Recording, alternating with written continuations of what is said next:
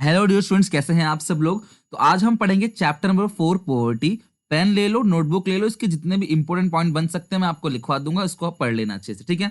तो chapter 3 skip करने की वजह ये है, क्लास चैप्टर 3 भी मैं करा दूंगा आपको, बट पहले चैप्टर 4, क्योंकि क्लास ये बहुत ईजी, बहुत सिंपल और इसमें स्कोर करना बहुत ही आसान है। तो ये चैप्टर अगर आप कर लोगे तो आपके 5 to 6 मार्क्स जो हैं वो अच्छे से कवर हो जाएंगे। तो हम स्टार्ट करते हैं चैप्टर 4 बिना देरी के। पेन ले लेना, और यहाँ पे आपको पता है कि जो भी इंपॉर्टेंट पॉइंट्स हैं इस पूरे चैप्टर के, जो इंपॉर्टेंट डेटा है या पॉइंट्स हैं, उनको लिखते चले जाना कि बिफोर एग्जाम आपको पूरा चैप्टर पढ़ने का समय नहीं मिलेगा, तो कम से कम इन डेटा को पढ़ के चले जाओगे, चैप्टर में कुछ ना कुछ बना के लिख दोगे। सबसे पहली बात, इस चैप्टर का क्वेश्चन आपसे किसी भी कीमत पे छूटना नहीं चाहिए। क्यों? क्योंकि ये जो पोवर्टी है चैप्टर, इसके अंदर आप ओन लैंग्वेज में बना के लिख सकते हो। इसके अंदर ऐसा कुछ नहीं कि आपको एक बुक की लैंग्वेज लिखनी है, आपको अपनी लैंग्वेज सिंपल, आपको जैसे एग्जांपल मैं पूछूं आपसे कि हमारे देश में जो गरीबी है उसका कारण क्या है, गरीबी को हटाने के लिए क्या क्या करना चाहिए, सरकार ने कौन कौन सी पॉलिसीज बनाई हैं, ये सारे क्वेश्चंस जो हैं इस चैप्टर में आप खुद ही बना के लिख लोगे। तो स्टार्ट करते हैं, वीडियो पूरा एंड तक देखना, और समझ में आने के बाद प्लीज लाइक बिना करे मत जाना। जितने लोग लाइक करते हैं मुझे तभी समझ में आता है कि आप लोगों को समझ में आ रहा है। तो प्लीज एंड तक देखना वीडियो, और क्लियर माइंड से एकदम फ्रेश हो जाओ, और इंपॉर्टेंट पॉइंट्स को कॉपी लेके नोट करते रहना, जो जो मैं बता रहा हूँ आपको। ओके, मैं यहाँ हाईलाइट भी कर दूंगा उसको। चलो, चैप्टर 4 पॉवर्टी। तो पॉवर्टी होता क्या है क्लास? पॉवर्टी एक ऐसी सिचुएशन है जहां लोग अनेबल हैं, people are unable to fulfil their basic necessities. अब ध्यान रखना, गरीबी वो है जहां पे आप अपनी बेसिक नेसेसिटीज को पूरा नहीं कर पा रहे। बेसिक नेसेसिटीज क्या होता है? Food, clothing, housing, education and health facilities, यानी कि रोटी कपड़ा मकान। आपने सुना भी होगा पहले, रोटी कपड़ा मकान, और साथ में दो चीजें और आ गई हैं अब पॉवर्टी में, हेल्थ और एजुकेशन, जो मोस्ट इंपॉर्टेंट पार्ट है। ह्यूमन कैपिटल फॉर्मेशन बनाऊंगा मैं आज, अगली वीडियो दोपहर में जरूर देखना, 2 बजे के आसपास। तो वहां पे भी, वो भी बड़ा चैप्टर है, वो भी हम कवर करेंगे, वहां पे भी एजुकेशन और हेल्थ का जिक्र होगा। ओके, तो पोवर्टी मतलब ये है क्लास, जो भी इंसान अपनी बेसिक नेसेसिटीज को फुलफिल नहीं कर पा रहा है, इट मींस वो पुअर है। It is the basic needs not fulfil the person said to be pier, to be poor, sorry. तो जो इंसान अपनी बेसिक नेसेसिटीज को, बेसिक नीड को पूरा नहीं कर पा रहा है, उसको बोलते हैं poor. In simply we can say, हम पुअर को क्या कह सकते हैं? Hunger. Poverty is lack of shelter, रहने की जगह नहीं है। Poverty is being sick and not able to see a doctor, आप बीमार हो लेकिन आप डॉक्टर को नहीं दिखा सकते। Poverty is not having access to school, आप स्कूल नहीं जा पा रहे। And not knowing how to read and write, अगर आप पढ़ना लिखना भी नहीं जानते तो ये भी पोवर्टी का पार्ट है। Poverty is not having a job, poverty का मतलब क्या? आपके पास जॉब नहीं है। इज फियर फॉर फ्यूचर, आपको फ्यूचर में डर है कि आपका घर बार कैसे चलेगा। Poverty is losing a child to illness brought about by unclean water, खराब पानी पीने की वजह से अगर बच्चों की डेथ हो जा रही है, एक माता अपने बच्चों को खो दे रही है, तो इसको हम लोग बोलते हैं पोवर्टी। पोवर्टी इज पावरलेसनेस, आपके पास पावर नहीं है, ना ही आप अपनी बात को रख सकते हो, ना ही आप आजाद हो। ये सारी चीजें क्या होती हैं क्लास? पोवर्टी होती है। अब अगर बात करें मेजर की, तो दो मेजर है, एब्सोल्यूट पोवर्टी और रिलेटिव पोवर्टी। अगर हम रिलेटिव पॉवर्टी की बात करें, अगर आप किसी नेशन से, किसी दोस्त से, किसी से कंपेयर करते हो, फिर आप अपने आप को गरीब पाते हो, that is called relative poverty. जैसे मोहन 40,000 रुपीज की सैलरी अर्न करता है पर मंथ, लेकिन वो देख रहा है सोहन को कि यार सोहन तो 80,000 रुपीज पर मंथ अर्न कर रहा है, यार मैं कितना कम कमाता हूँ यार, मैं मतलब डिमोटिवेट करता है खुद को। तो इसको बोलते हैं रिलेटिव पॉवर्टी। जैसे आपके मार्क्स आते हैं ना, तो आपके पेरेंट्स आपके मार्क्स को कंपेयर करने लग जाते हैं, भी पड़ोसी का इतना नंबर लेके आया है, उनका बेटा इतना नंबर लाया है, उनका भाई उतने नंबर लाया है, ये है वो है।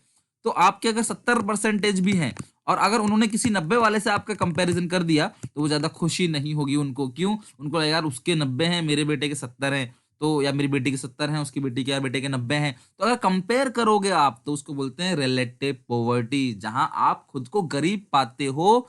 आप एक्चुअल में गरीब नहीं हो, लेकिन आप किसी से कंपेयर कर रहे हो और खुद को गरीब पाते हो, that is called sorry, that is called relative poverty. Clear? तो यहाँ पे जो बात करी गई है कि इंडिया में 20% जो लो इनकम ग्रुप हैं, वो सिर्फ कंट्रीब्यूट करते हैं 8% इन नेशनल इनकम, यानी कि 8% कम कमाने वाले लोग 8% नेशनल इनकम में कंट्रीब्यूट करते हैं, 20 लोग, यानी 20 लोगों की इनकम कुल मिला के कुल 8% कंट्रीब्यूट कर रहे हैं नेशनल इनकम में। और जो 20% अमीर लोग हैं, वो 45% कंट्रीब्यूट करते हैं नेशनल में। मतलब अगर देश की इनकम 100 है, तो ये 100 में से 80 इनकम तो सिर्फ 20 लोग दे दे रहे हैं, और 20 इनकम जो है वो 80 लोग मिला के दे रहे हैं। यानी कि सोचो अमीर लोग कितना इंपैक्ट डालते हैं। इसको कहते हैं कि इनइक्वलिटीज ऑफ इनकम, यानी कि कुछ लोग जो हैं वो बहुत ज्यादा इनकम जनरेट कर रहे हैं और वो थोड़े से लोग हैं, और कुछ लोग हैं वो बहुत ज्यादा हैं पर वो इनकम जो जनरेट कर रहे हैं वो सिर्फ थोड़ी सी कर रहे हैं। That is called relative poverty.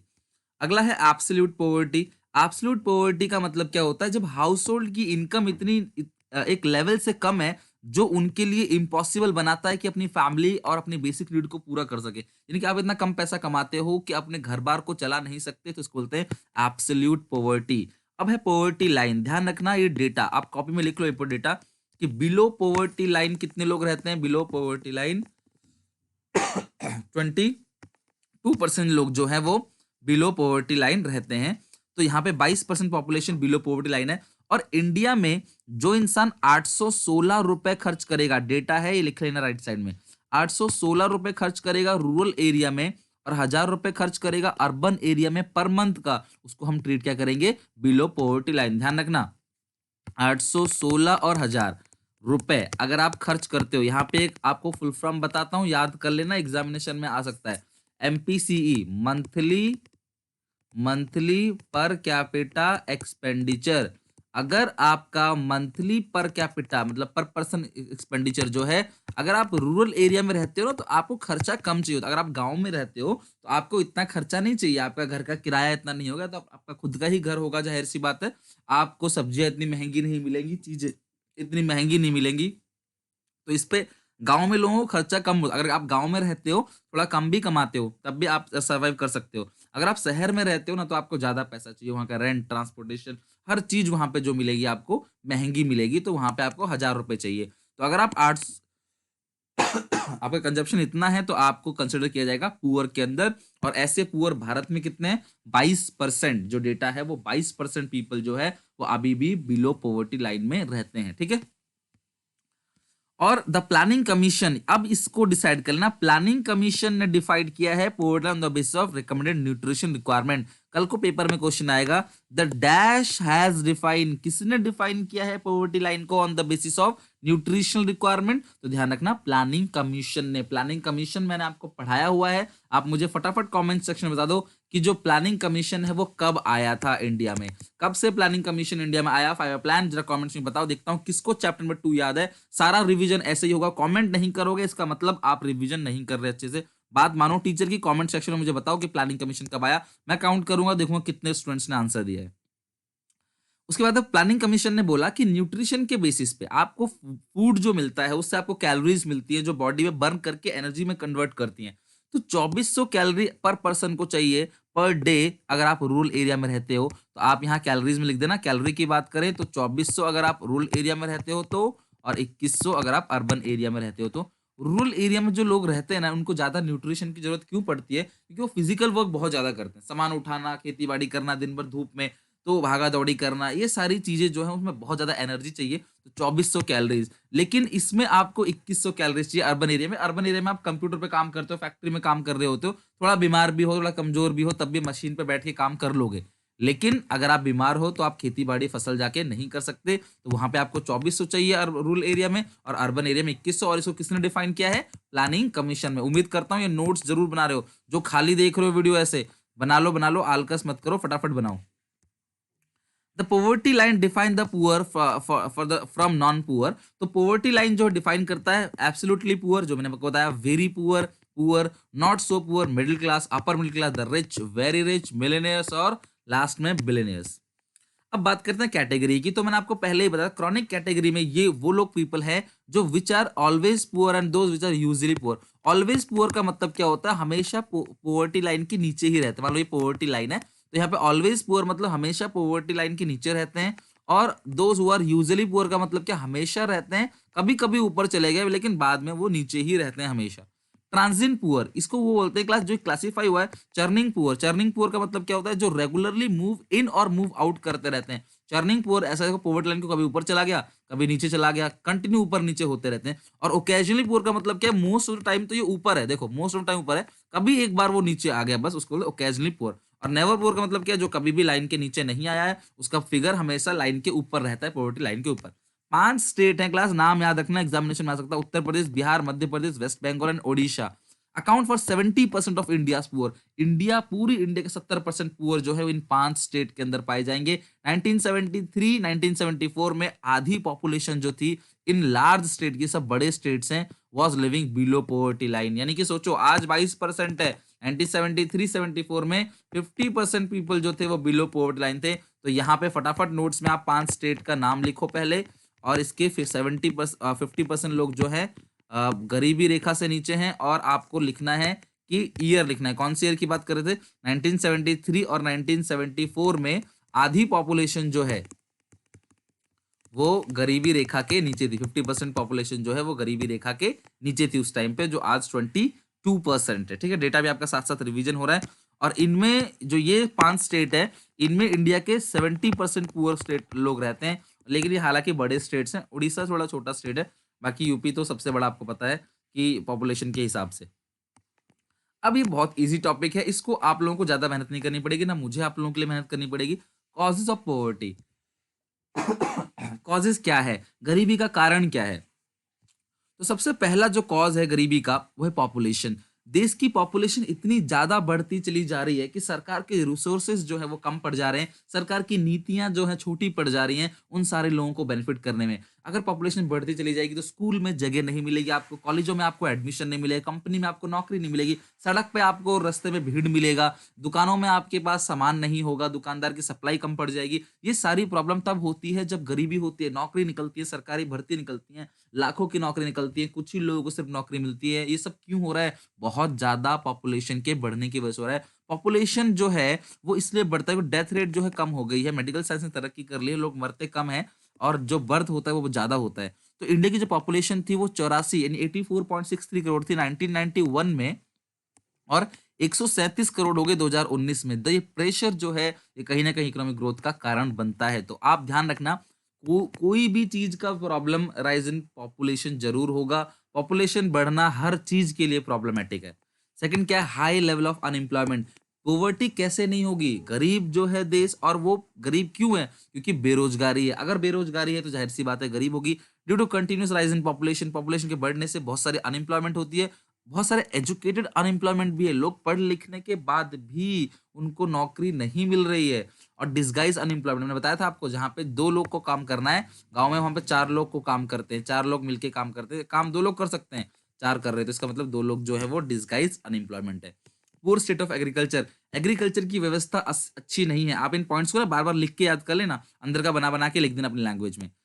तो गवर्नमेंट ने बहुत सारी पॉलिसीज बनाई हैं, लेकिन फिर भी एग्रीकल्चर सेक्टर ग्रो नहीं कर रहा, हमारे प्रोडक्टिविटी, हमारी आउटपुट नहीं बढ़ रही है, जिसकी वजह से जो है पॉपुलेशन में फार्मर्स की पॉपुलेशन वो अभी भी गरीबी रेखा से नीचे है। फार्मर की व्यवस्था खराब रहती है क्योंकि उनका अनाज जो है वो कम से कम दाम में बिकता है मार्केट में, जबकि उनकी कॉस्ट जो लगती है वो बहुत ज्यादा लगती है। लैक ऑफ कैपिटल, पैसों की कमी है, मशीन की कमी है, हमारे यहाँ पे capital industries, transportation, other project, इनकी कमी है। पैसों की कमी होने की वजह से हमारा जो देश है वो डेवलप नहीं कर पा रहा, जिसकी वजह से इकोनॉमी पुअर है। आप देखते हो अपने यहाँ की सड़क खराब रहती है, हर जगह सरकारी अस्पतालों की हालत, सरकारी स्कूल की, सरकारी कंपनीज की, सरकारी काम में कोई फंस जाते हो, इतना घुमाते हैं आपको। तो ये कहीं ना कहीं इंफ्रास्ट्रक्चर की कमी है। लो लिटरेसी रेट, पढ़े लिखे लोग कम है। Due to lack of knowledge, knowledge कम होने की वजह से जो वीकर सेक्शन के लोग हैं वो अपने बच्चों को नहीं पढ़ा पाते, नॉलेज की कमी की वजह से उनको कम पैसों वाले नौकरी करनी पड़ती है, जिसकी वजह से क्या होता है, अर्बन और रूरल सेक्टर में क्या आता है, अनएम्प्लॉयमेंट आता है। इंक्रीज इन प्राइस, एक तो लोगों के पास कमाई नहीं है, लोग गरीब हैं, फिर महंगाई इतनी ज्यादा है जो लोगों को और ज्यादा पुअर बनाता है। लो लेवल ऑफ पर कैपिटल इनकम, इनकी जो पर पर्सन इनकम होती है वो बहुत कम है। पर कैपिटल इनकम अगर कम होगी, सीधी सी बात है आप खर्च भी कम करोगे, अगर आप कम खर्च करोगे तो अगले इंसान को पैसा कम मिलेगा, जिसकी वजह से पॉवर्टी बनेगी। लैक ऑफ इंफ्रास्ट्रक्चर, यानी कि इंफ्रास्ट्रक्चर जो है हमारी कंट्री का वो बहुत पुअर है due to low quality of education, education की क्वालिटी बहुत लो है। हेल्थ सेक्टर में जाओ, ट्रांसपोर्टेशन, कम्युनिकेशन, आप नेटवर्क देखो कितना लो चलता है। This low infrastructure stops people to earn more and growth of the economy. ये खराब इंफ्रास्ट्रक्चर जो है आपको ज्यादा पैसे कमाने से रोकता है। एग्जांपल देता हूँ, आपके पास गाड़ी है, आप गाड़ी चलाते हो, लेकिन ट्रांसपोर्टेशन सेक्टर इतना खराब है, सड़कें अच्छी नहीं है, कनेक्टिविटी अच्छी नहीं है, थोड़ी सी पास के लिए आपको लॉन्ग रूट लेना पड़ता है। तो ये सारी चीजों से आप क्या करोगे, आप ज्यादा पैसे नहीं कमा पाओगे, आप ज्यादा राइट्स नहीं ले पाओगे। अगर आपके पास गाड़ी है तो आप ये काम अच्छा कब करोगे, जब ट्रांसपोर्टेशन सेक्टर अच्छा होगा, तो ये सारी चीज आप क्या कर सकते हो, अच्छे से कर सकते हो। तो इंफ्रास्ट्रक्चर की कमी की वजह से भी पॉवर्टी बनती है। क्लियर है? थोड़ा सा मैं आपको जल्दी जल्दी ही करा रहा हूँ दोस्त, क्योंकि चैप्टर बहुत बड़ा है। किसी भी चैप्टर को पढ़ने में करीब 3 से 4 घंटा आपको लग सकता है डिटेल में, बट मैं ट्राई करूंगा कि आपको 40 से 50 मिनट के अंदर ही पूरा का पूरा चैप्टर अच्छे से दे दूं। अगर हम बात करें 3 डायमेंशन ऑफ गवर्नमेंट अप्रोच की to reduce poverty in India, यहाँ पे ध्यान रखना आपको कितने डायमेंशन है, 3 क्वेश्चन आ सकता है एग्जामिनेशन में। कितने डायमेंशन है क्लास? 3 डायमेंशन है। पहला है ग्रोथ ओरिएंटेड अप्रोच, दूसरा है पॉवर्टी एलिवेशन प्रोग्राम, तीसरा है minimum need programme. Growth oriented approach कहता है कि अगर देश की जीडीपी सरकार किसी तरीके से बढ़ा दे तो देश की इनकम भी अपने आप बढ़ जाएगी और गरीबी जो है वो कम हो जाएगी। क्यों? जीडीपी होता क्या है? Gross domestic product. आप जितना भी सामान बना रहे हो that is called GDP. Gross domestic, पूरे देश के अंदर जो भी सामान बन रहा है दैट इज कॉल्ड जीडीपी। और जीडीपी का बढ़ना इसका मतलब शो करता है कि ज्यादा प्रोडक्शन हो रहा है, और ज्यादा प्रोडक्शन को कर कौन रही है? ज्यादा लेबर, तो ज्यादा लेबर को पैसा मिल रहा है और उनकी इनकम जो है क्या हो जाएगी? बढ़ जाएगी। ओके, तो पॉवर्टी एलिवेशन प्रोग्राम क्या होता है? सरकार ने 3rd 5 ईयर प्लान में, आप इस बात को लिख लेना, पॉवर्टी एलिवेशन प्रोग्राम जो है वो कौन से 5 ईयर प्लान में आया, ये नोट में इंपॉर्टेंट है। 3rd 5 ईयर प्लान, तीसरे 5 ईयर प्लान में सरकार ने क्या किया? बहुत सारे पॉवर्टी एलिवेशन प्रोग्राम को अपनाए ताकि पॉवर्टी को रिड्यूस कर सके। पॉवर्टी एलिवेशन प्रोग्राम मतलब गरीबी हटाने का प्रोग्राम। मिनिमम नीड प्रोग्राम का मतलब क्या है? जहां पे सरकार उन बेसिक नीड्स को मुहैया कराती है उन लोगों को जिनके पास रोटी कपड़ा मकान नहीं है, उनकी कंजप्शन पे सरकार ध्यान देती है। कम से कम इनको इतना अनाज तो मिल जाए, जैसे राशन कार्ड वगैरह सरकार अनाज आपको पहुंचाती है, ताकि इतना अनाज तो उनको मिल जाए कि उनको गरीबी भुखमरी से उनकी डेथ ना हो। सरकार ने even class mid day meal चालू किया क्लास, ताकि जो बच्चे हैं वो स्कूल में आ सकें और उनको एक लालच मिल जाए कि भाई, कि मान लो खाना मिल रहा है तो हम जाके स्कूल में पढ़ाई करेंगे। ये इनका मेन मोटिव था। कब आया मुझे बता दो। ये मिड डे मील ऑप्शन में आप मुझे बताओगे कि मिड डे मील स्कीम जो है वो सरकार ने कब लागू किया? फटाफट मुझे ऑप्शन में बताओ, देखते हैं कौन ऑप्शन में मतलब कि कमेंट सेक्शन में कौन मुझे बता सकता है कि मिड डे मील कब लागू किया सरकार ने। क्लियर है क्लास यहाँ तक? तो ये पॉइंट्स तीनों क्लियर हो गए। अब आते हैं poverty alleviation programme in India, कि इंडिया में कौन कौन से प्रोग्राम बने हुए हैं। आप ध्यान रखना, 2 प्रोग्राम है। पहला है वेज एम्प्लॉयमेंट, दूसरा है सेल्फ एम्प्लॉयमेंट, या पहला सेल्फ कह लो दूसरा वेज कह लो। सेल्फ एम्प्लॉयमेंट प्रोग्राम का मतलब क्या है? जहां पे सरकार चाहती है कि आप जो है अपना काम खुद करो, यानी कि आप एक खुद का बिजनेस स्टार्ट करो। कोई छोटा सा बिजनेस हो, कॉटेज इंडस्ट्री, माइक्रो इंडस्ट्री या स्मॉल स्केल इंडस्ट्री या कोई बड़ी इंडस्ट्री, कैसा भी आप काम को चालू करो ताकि आप कुछ लोगों को रोजगार भी दे सको। अगर आप कोई फैक्ट्री, कोई बिजनेस रन करोगे तो वहां पे आप कुछ लोगों को रोजगार भी दे पाओगे। अब अपनी कॉपी निकाल के फटाफट आप लोग एक काम करो। सेल्फ एम्प्लॉयमेंट प्रोग्राम के अंदर मैं यहाँ आपको बता रहा हूँ 4 पॉइंट, इन चारों को फटाफट लिख लो अच्छे से कॉपी में। पहला क्या है? Rural employment generation programme, REGP। Rural employment generation programme क्या है? To promote self employment in rural area. ध्यान रखना, अगर लिखा है रूरल तो ये किसको प्रमोट करता है? रूरल एरिया को, स्मॉल टाउन को। गवर्नमेंट ने स्टार्ट किया है, प्रोग्राम को। दिस वाज इम्प्लीमेंटेड बाय, ये ध्यान रखना कि इसको इम्प्लीमेंट किसने किया है? Khadi and village industries. किसने इम्प्लीमेंट किया? Khadi and village industries commission ने। रूरल एम्प्लॉयमेंट जनरेशन प्रोग्राम आप यहाँ पे नोट में लिख रहे हो, रूरल एम्प्लॉयमेंट जनरेशन प्रोग्राम, और ये implemented by khadi industries commission. Okay, और बैंक जो है इसमें लोन देती है क्लास, जो छोटे छोटे इंडस्ट्रीज है उनको बैंक क्या करती है? लोन देती है। सेकंड जो पॉइंट है वो है प्राइम मिनिस्टर रोजगार योजना। इसको इंप्लीमेंट किया है क्लास कब? 1993 में। The scheme is design to create and provide sustainable self employment opportunity to 1 million. देखो, प्राइम मिनिस्टर रोजगार योजना ने 1993 में 10 लाख एजुकेटेड लोगों को नौकरी दिया अपने 8th 5 ईयर प्लान के अंदर। Government has provide financial assistance, मतलब कि फाइनेंशियल हेल्प करी, और उन कंपनीज को, उन लोगों को जो अपनी खुद का बिजनेस स्टार्ट करना चाहते हैं। तो पहला है रूरल एम्प्लॉयमेंट जनरेशन प्रोग्राम, दूसरा है प्राइम मिनिस्टर रोजगार योजना। क्वेश्चन आ सकता है कौन सा वेज एम्प्लॉयमेंट है, सिलेक्ट करो, या कौन सा सेल्फ। तो आपको सेल्फ का पता होना चाहिए, चारों सेल्फ एम्प्लॉयमेंट है। तीसरा है स्वर्ण जयंती शहरी रोजगार योजना, SJSRY in India is centrally sponsored scheme. और जहां पे 1 दिसंबर 1977 में ये स्कीम जो आया, इफेक्ट में आया, जो स्कीम कहता है कि अर्बन अनएम्प्लॉयमेंट, ध्यान रखना शहरी का मतलब क्या है यहाँ पे? अर्बन। जो अर्बन अंडर एम्प्लॉयड या अर्बन अनएम्प्लॉयड पीपल है, उनको सरकार ने प्रमोट किया कि वो अपना मिलके वेंचर स्टार्ट करे। इसमें सरकार खर्च करेगी 75% और जो स्टेट गवर्नमेंट है वो करेगी 25%। और 2 लाख अर्बन पुअर को क्या मिला स्किल डेवलपमेंट में, और 50,000 सेल्फ एम्प्लॉयमेंट जो है इसका बेनिफिट हुआ इसके अंदर। ठीक है, स्वर्ण जयंती शहरी रोजगार योजना में अर्बन एरिया में जो अनएम्प्लॉयड लोग हैं उनको सरकार ने आइडिया दिया और सेटअप जो नए नए प्लान के हिसाब से उनको बोला कि आप अपने लिए खुद का काम चालू करो। यहाँ जितने पॉइंट होंगे वो सेल्फ एम्प्लॉयमेंट का ही पढ़ रहे हैं हम लोग। ओके, इसमें चौथा है स्वर्ण जयंती ग्राम स्वरोजगार योजना। अच्छा, एक चीज और मुझे पूछनी, इंपॉर्टेंट पॉइंट्स में लिख देना, जेल कॉस्ट ऑफ लिविंग किसने दिया था कॉन्सेप्ट? जेल कॉस्ट ऑफ लिविंग क्लास लिखना दादा भाई नारोजी ने। किसने? दादा भाई नारोजी। पेपर में आ सकता है क्वेश्चन। जेल कॉस्ट ऑफ लिविंग क्या होता है क्लास? की कुछ लोगों को उन्होंने लिया जो प्रिजनर्स थे, जो जेल में रहते थे, उनकी कॉस्ट ऑफ लिविंग को आइडेंटिफाई किया कि उनको कितना पैसा चाहिए मिनिमम, जिसे किसने दिया क्लास? दादा भाई नारोजी ने। पेपर में आ सकता है, प्लीज नोट्स में लिखना। मैं सारे नोट्स भी करा रहा हूँ आपको, इंपोर्टेंट डेटा पॉइंट्स सब कुछ लिखा रहा हूँ, कॉपी पे लिखा होना चाहिए। अगर आपने वीडियो 1 और चैप्टर 1-2 का नहीं देखा है, चैप्टर 1-2 को देखो, और आज शाम को चैप्टर 5 की अपलोड हो जाएगी वीडियो। ये 1-2-4-5 चैप्टर जो है, 4 चैप्टर आपको किसी भी कीमत में अच्छे से याद होना चाहिए आज की रात को, ताकि कल, अगर कल होली है, कल मैं आपको सुबह जब पढ़ाऊंगा तो एक नए चैप्टर के साथ हम शुरुआत करेंगे और वो अच्छे से क्लियर हो जाएगा आपका। तो प्लीज पढ़ना चालू कर दो आप लोग, वीडियो लाइक कर दो अगर आपको समझ में आ रहा है तो, और कमेंट सेक्शन में बताओ मुझे जो जो क्वेश्चन मैं आपसे पूछता हूँ। स्वर्ण जयंती ग्राम स्वरोजगार योजना क्या है क्लास? इसमें भी क्लास सेंट्रल जो है वो 75% देगा और स्टेट देगा 25%। और इस स्कीम में रूरल एरिया में, ग्राम लिखा है तो मतलब रूरल एरिया में जो छोटी छोटी इंडस्ट्रीज है उनको प्रमोट करने की बात करी गई है। और यहाँ पे फंडिंग कौन करेगा? कमर्शियल बैंक, रीजनल बैंक और cooperative banks. The scheme established to help the low income families. गरीबी रेखा से नीचे जो लोग हैं वो लोग नहीं, जो लो इनकम फैमिलीज जो कम पैसा कमाते हैं उनको स्वरोजगार बोलते हैं। और ये लोग जो पॉवर्टी लाइन से ऊपर हैं बट फिर भी जो है क्लास गरीब है। और यहाँ पे सेल्फ हेल्प ग्रुप जो है उसको बोला गया प्रमोट करने के लिए। प्लस सेल्फ हेल्प ग्रुप होता क्या है, मैंने अपने इंपॉर्टेंट क्वेश्चन में बताया, जहां पे कुछ वुमेन्स मिलके क्या करती हैं, फंड इकट्ठा करती हैं और जिसको जरूरत होती है उसको दे देती हैं। कमेटी का सिस्टम होता है ये। अरे ब्लॉक लेवल पे जो है पूरी तरीके से किसके लिए दे दिया? वुमेन के लिए। स्वर्ण जयंती ग्राम स्वरोजगार योजना। अब अगर वेज एम्प्लॉयमेंट की बात करें तो इसमें सबसे पहला पॉइंट जो है संपूर्ण ग्रामीण, तो ये भी किसके लिए है क्लास? गांव के लिए, यानी कि जो रूरल एरिया है उसके लिए ग्रामीण रोजगार योजना।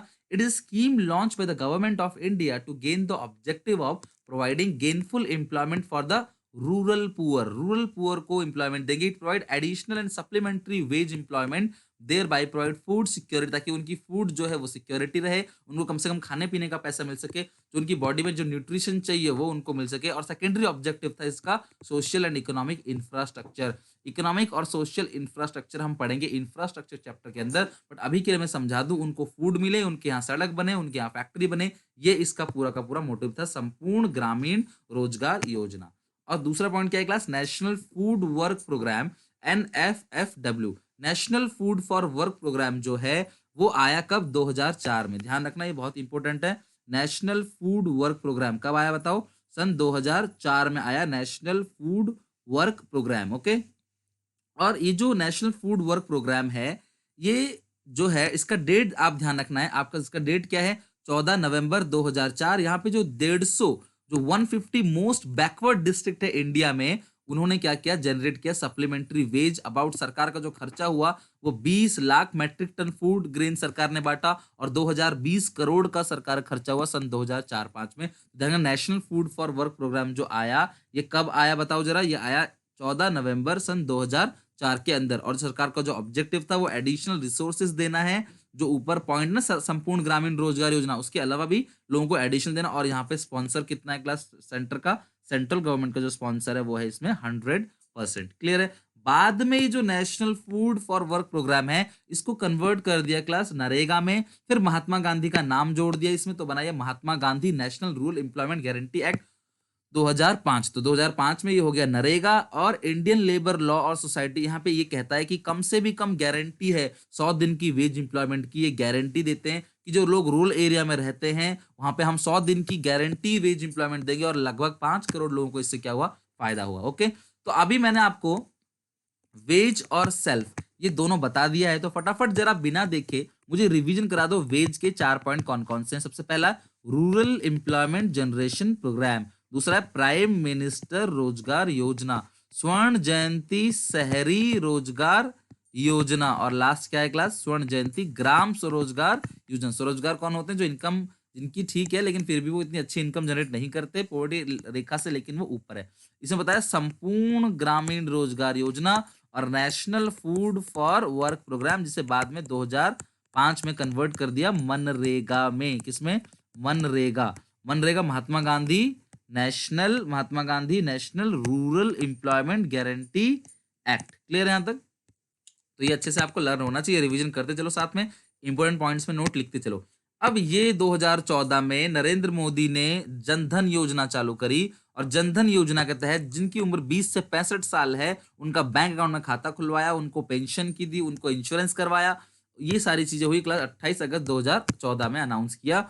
और ये अनाउंस किया जो फर्स्ट यहाँ पे, वो 15 अगस्त जो है 2014 में अनाउंस किया इन्होंने। 15 अगस्त को सरकार ने अनाउंस किया, यानी कि मोदी जी ने अनाउंस किया कि हम लोग जनधन योजना लागू करेंगे, जिसमें एक्सीडेंटल है 1 लाख का, और इंश्योरेंस प्रीमियम लाइफ कवर कितने का है, 30,000 का। जनधन योजना लेटेस्ट है तो ये तो खास खैर आपको पता ही होगा।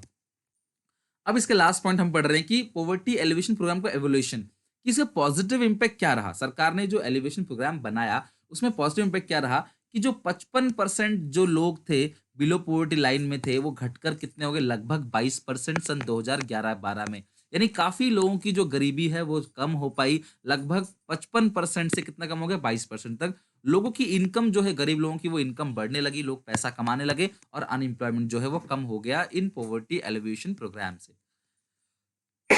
अब इसका ये पॉइंट है लास्ट, कि ये फेलियर कहां पे हुआ, अभी भी लोग गरीब क्यों है। ये फेलियर इसलिए हुआ कि definition of poor was not clear. अब गरीब है कौन, कई बार अमीर लोग भी गरीब की जो फैसिलिटीज है उसको ले लेते हैं। क्यों, क्योंकि क्लास गरीब के सर्टिफिकेट्स बनते हैं, वही अमीर लोग बना के उसका बेनिफिट ले लेते हैं। Due to this non poor people also took advantage of the various scheme. तो बहुत सारे स्कीम का जो है, लोग अमीर नहीं है वो लोग भी फायदा उठा लेते हैं, जबकि गरीब लोगों को वो चीज नहीं मिल पाती।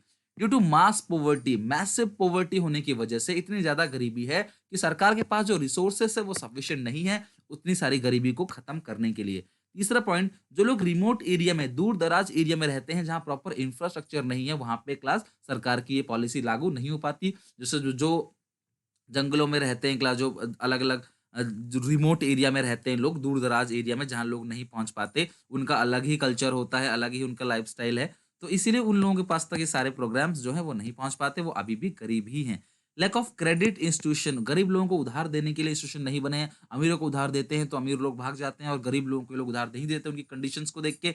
छोटी छोटी इंडस्ट्री लोग बनाना चाहते हैं, लेकिन उनको पैसों की कमी होती है। अगर उनको पैसों की कमी होगी तो कैसे इंडस्ट्री बनेगी, कैसे लोगों को रोजगार मिलेगा, ये प्रॉब्लम है। और फिफ्थ प्रॉब्लम है वो, कि जो पॉवर्टी एलिवेशन प्रोग्राम है वो फेल इसलिए होता है क्योंकि जो एडमिनिस्ट्रेशन अच्छा नहीं है, staff was not responsible to their duties, and there was no one monitor to follow the action. कोई भी उनको चेक करने के लिए नहीं है। जो जो स्टाफ बिठाया जाता है अनाज बांटने के लिए, वही वहां पे घोटाला करता है। वो अनाज को महंगे दाम में बेच देता है, बोलता है खत्म हो गया, सरकार का सामान नहीं आया है। ये सारी चीजें करते हैं क्लास वो सारे के सारे एम्प्लॉय स्टाफ, जिसकी वजह से गरीब जो है वो आज भी गरीब है। लास्ट पॉइंट क्या है, कि हमारे कंट्री का इंफ्रास्ट्रक्चर फैसिलिटीज, लाइक सड़क अच्छी नहीं है, स्कूल अच्छा नहीं है, training sector, IT, communication, in backward area में तो बेसिकली ये सारी फैसिलिटी नहीं है। बहुत सारी जगह अभी तक बिजली भी नहीं पहुंची है, जिसकी वजह से पॉवर्टी एलिवेशन प्रोग्राम को अप्लाई करना जो हो जाता है बहुत मुश्किल हो जाता है। क्लियर है? तो ये पूरा चैप्टर मैंने आपको शुरू से एंड तक अच्छे से बता दिया। इसमें आपको डेटा बता दिया मैंने क्लास, नीति आयोग का, प्लानिंग कमीशन का डेटा बता दिया मैंने आपको, न्यूट्रिशन बेस पे जो उन्होंने बांटा है 816,000, और वहां पे 2400 और